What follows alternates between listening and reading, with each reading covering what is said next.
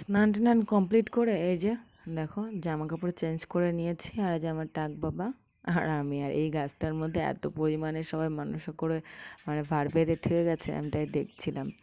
আর আমার টাক বাবাকে কেমন লাগছে তোমরা কিন্তু কমেন্ট করে নিশ্চয়ই জানাবে। আর এই যে এই পাশে আমার শাশুড়ি মা, আমরা সবাই স্নান করে জামা কাপড় ছেড়ে টেড়ে নিয়েছি, আবার শুকনোগুলো পরে নিয়েছি। আর দেখো এতটা সুন্দর লাগছিল, তাই আমি আবার ভালো করে আর একবার একটু দেখিয়ে দিচ্ছি তোমাদের। দেখো সুন্দর করে, আর গাছটারও কী অবস্থা, মানে সবাই মনস্কামনা পূর্ণ করার জন্য এটা করেছে। আর এখানে চলে এসেছে এই যে এনারাও ঘাটে স্নান করেছে, স্নান করার জন্য এসেছে গঙ্গায়।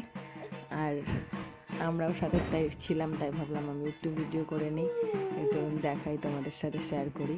আর এটাকে আমার শাশুড়িমা বলে, একে নাকি দেল বলে। এবার তোমরা কি জানো আর কি বলো আমাকে কিন্তু কমেন্ট করে নিশ্চয়ই জানাবে। আমি ওর সঠিক নাম জানি না এই ঠাকুরটার। আর এই জায়গায় এসেছে, কত সুন্দর করে দেখো নাচ করে করে যাচ্ছে।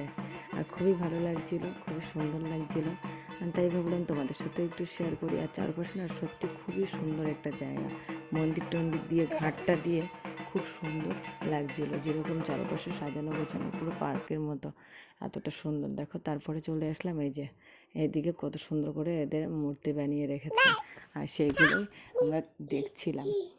তাই ঘুরে ঘুরে একটু মানে চলে আসবো, তাই ভাবলাম চারপাশটা একটু ঘুরে ভালো করে দেখে নিই, তাই ভালো করে ঘুরে চারপাশটা দেখছিলাম। ছেলেও আমার সাথে কথা বলছে, ও কি বলছে ওর ভাষাগুলো যদি তোমরা বুঝতে পারো সেটাও কমেন্ট করে জানাবে।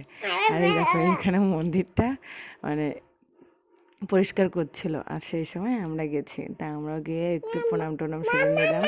আর আমার বাবাটা দেখো একভাবে কথা বলে যাচ্ছে, কি বলছে তোমরা বুঝতে পারলে নিশ্চয়ই জানাবে। এই জায়গায় মায়েরও দর্শন করে নিলাম, গঙ্গা স্নান করে একটু মায়ের দর্শন করে নিলাম, বাবার দর্শন করে নিলাম।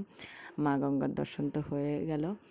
তারপরে আমরা মন্দির থেকে বেরিয়ে পড়ছি, কারণ বাড়ির দিকে তো যেতে হবে।